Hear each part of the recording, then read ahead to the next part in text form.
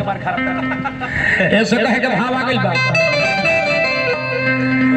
पत्नी ये ठंडा के महीना सर्दी के मौसम देखिए भोजपुरी में पति पत्नी से कुछ कर सकिले कि भोजपुरी के मर्यादा है एगो देवर भौजाई से मजाक कर सकेला एगो जीजा साली के मजाक चल सकेला ये मर्यादित चीज है। हां एगो लइका लड़की के ढोढ़ी में उंगली लगा देवे उहे में डूब जाए। अरे लड़का रहित लड़की रहित त न जी। अच्छा ठीक है कर तू ठीक है कर ये तो लड़की है ये नहीं हम ही का बड़ा आदत नहीं रहा मेहरारू कहते के बलमुआ ए बलमुआ जवानी जोगावे के चीज ना हो ना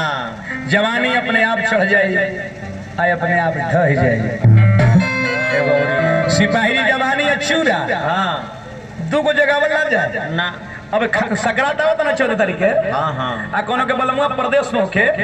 कि हमर जम्मू में मिलिट्री मैन बाड़े है त खइहे चूरवा घैली में रख देता नहीं तबले चूरवे तीत हो जाए जवानी दान करके चीज है। इस मेहरारू कहते के बलमुआ तनी चली आवे तनी देखो ए बलमुआ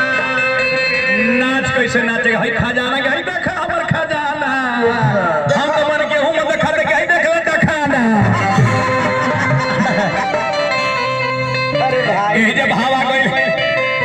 मेहरुआ कहते के बलमुआ का बरसात जब कृषि सुखानी कि जो बना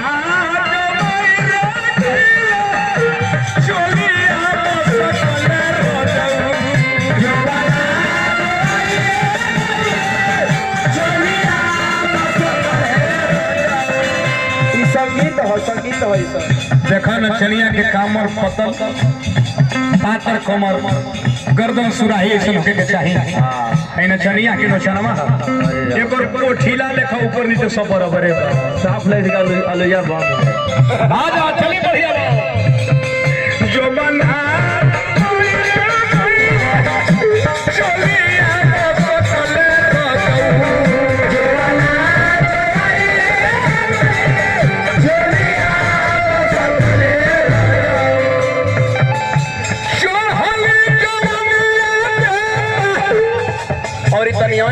सीटी हो ध्यान दो देखा तू ने मुकल हमरा उल्टी करे के मन कर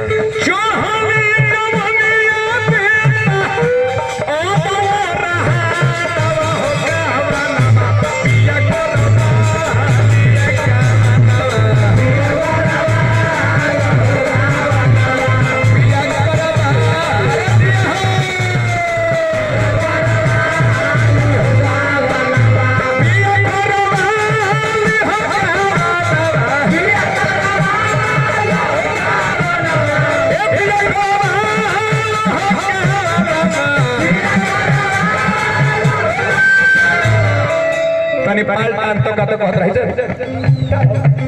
ऐसे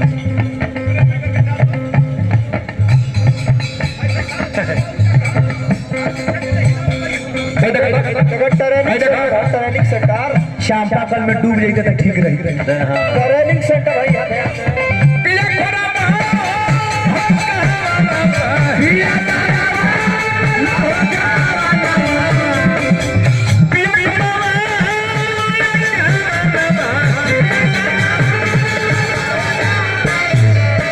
तिरछे करके जो तो सहट के बुझाई के लंगड़ी घोड़ी जाई है ले ले दादा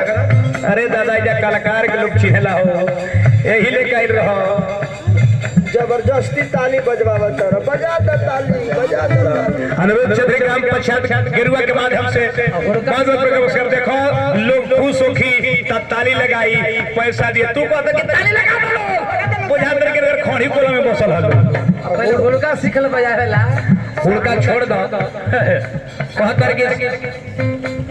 पर्वतों शिखर पर बैठे अविनाशी दरी निकाल के दिखाओ ती में से डमरू है